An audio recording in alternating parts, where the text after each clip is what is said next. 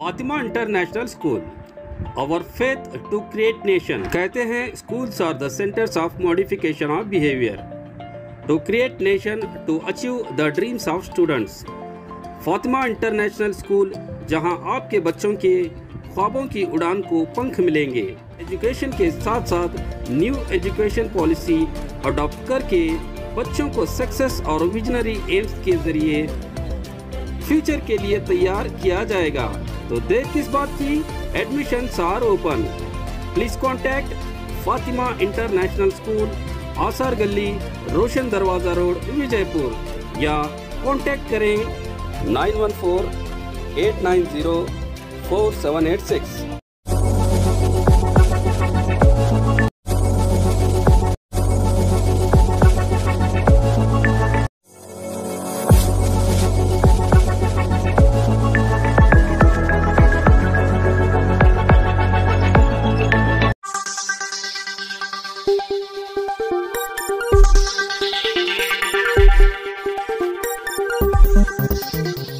स्वागत है आपका यस न्यूज कर्नाटक एक्सप्रेस में। मैं आपके साथ सुफियान। रोहित पवार की हत्या पर एसपी का बयान। पिछले दिनों एपीएमसी यार्ड के पास एक 23 वर्षीय रोहित सुभाष पवार नामी युवक की बड़े ही बेदर्दी के साथ हत्या की गई थी, जिस पर आज बीजापुर एसपी ऋषिकेश सोनेवान ने मीडिया से बात करके विस्तृत जानकारी देते हुए कहा कि ये हत्या बड्डी यानी सूद के पैसों के लेन देन के चलते हुई है, और साथ ही सभी लोगों से आग्रह किया कि अगर कोई व्यक्ति बड्डी के पैसों को लेकर किसी पर दबाव या ज़बरदस्ती कर रहा है तो इसकी पुलिस विभाग को जानकारी देने की बात कही एसपी ऋषिकेश सोनेवान ने। ಅಂತ ನೋಡಿದಾಗ ಇವರು ರೋಹಿತ್ ಪವಾರ್ ಅನ್ನೋನು ಅದು ಆರೋಪಿಗಳ ಕೊಟ್ಟ ಕನ್ಫೆಷನ್ ಪ್ರಕಾರ ಯಾಕೆ ಕೊಲೆ ಮಾಡಿದ್ದೀವಿ ಅಂತ ಕೇಳಿದಾಗ ಇನ್ನು ರೋಹಿತ್ ಪವಾರ್ ಅವನು ಯಾವುದು ಬಡ್ಡಿ ಕೊಟ್ಟ ಸಾಲವನ್ನು ಹಣವನ್ನು ವಸೂಲಿ ಮಾಡೋಕ್ಕೆ ಬಹಳ ತೊಂದರೆ ಕೊಡ್ತಿದ್ದ. ಮತ್ತು ಇದರಲ್ಲಿ ಏನಪ್ಪ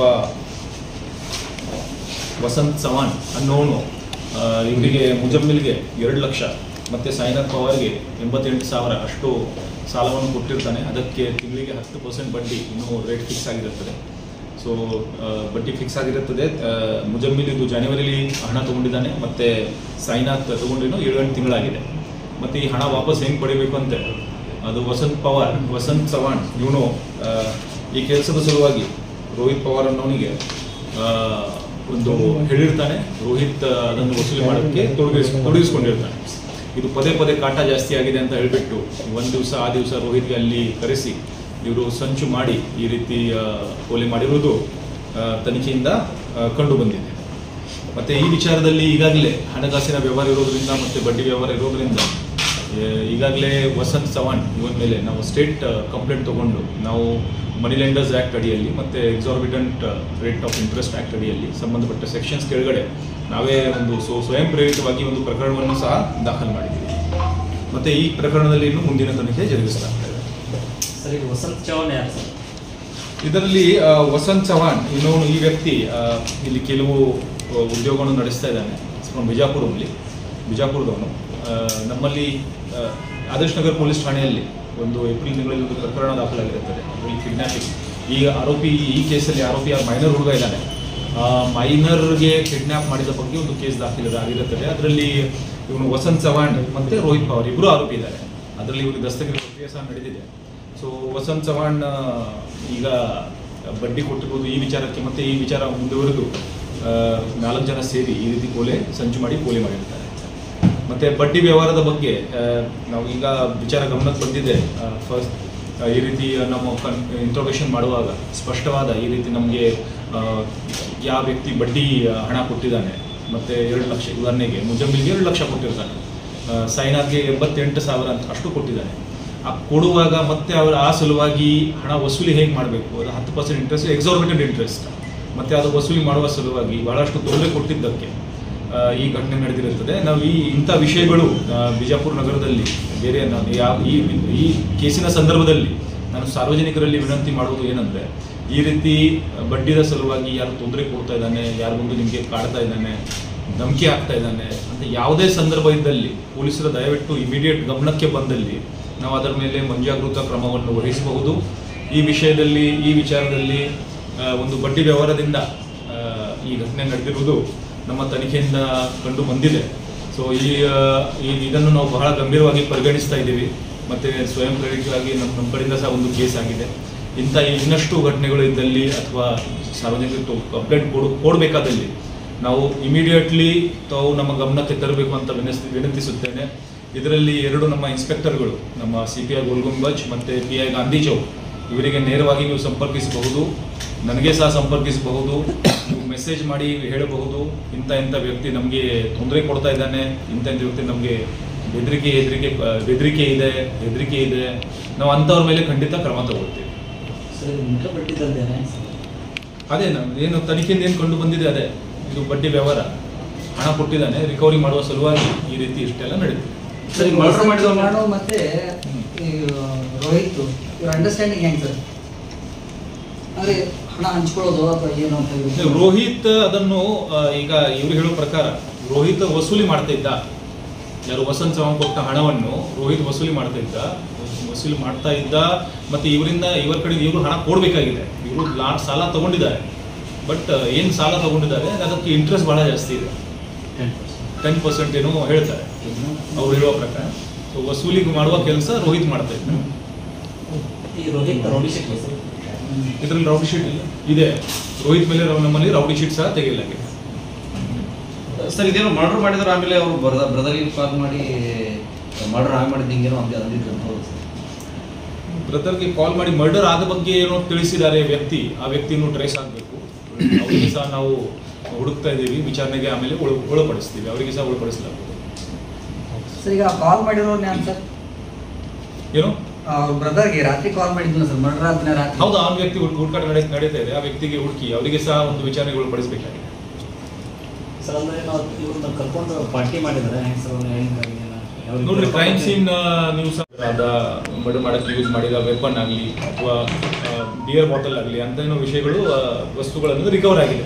ಸೊ ಅವರು ಕರೆಸಿ ಎಲ್ಲ ಕೂತು ಸ್ವಲ್ಪ ಹೊತ್ತು ಪಾರ್ಟಿನೂ ಮಾಡಿದ್ದಾರೆ. ಸೊ ಇದು ಬಟ್ ಇವರು ಮರ್ಡರ್ ಮಾಡುವ ಬಗ್ಗೆ ಅವರಿಗೆ ಮೇ ಬಿ ರೋಹಿತ್ಗೆ ಐಡಿಯಾ ಇರಲಿಲ್ಲ. ಸೊ ಅದು ಆನ್ ದ ಸ್ಪಾಟ್ ಅದು ಇವರು 4 ಜನ ಸೇರಿ ಅದನ್ನು ಮಾಡಿರೋದು ಕೊಂಡು ಬಂತು. ಸರ್, ಯಾವ ರೀತಿ ಮಾಡಿದ್ದಾರೆ ಸರ್? ಬಟ್ ಬೆರಳೊಂದೇನೋ ಕಟ್ಟಾಗಿ ಬಿದ್ದಿತ್ತು ಸರ್. ಮತ್ತೆ ಎಷ್ಟು ಅದೆಲ್ಲ ಡಿಫೆನ್ಸ್ ವೂಂಡ್ಸ್. ಅದು ಅಲ್ಲೇ ನಡೆಸಿದಾಗ, ಚಾಕುವಿನಿಂದ ಅಲ್ಲಿ ನಡೆಸುವಾಗ ಇವನು ಕೈ ಮಧ್ಯದಲ್ಲಿ ಹಾಕಿರಬಹುದು, ಆವಾಗ ಬೆರಳು ಕಟ್ಟಾಗಿದೆ. ಸರ್, ಎಷ್ಟು ಹೆಂಗೆ ಆಗಿದೆ ಸರ್ ಈ ಚಾಕುವಿಂದ? ಸರ್, ಸ್ಟ್ಯಾಬಿಂಗ್ ಆಗಿದೆ ನೋಡ್ರಿ. ಇದು ಮಲ್ಟಿಪಲ್ ಸ್ಟ್ಯಾಬಿಂಗ್ ಪ್ಲಸ್ ತಲೆಗೆ ಸಹ ಕಲ್ಲೆತ್ತಿ ಹಾಕಿದ್ದಾರೆ. ಅದು 2ರಿಂದ ಫೆಟಲ್ ಆಗಿರೋದು ಕಂಡು ಬರ್ತದೆ.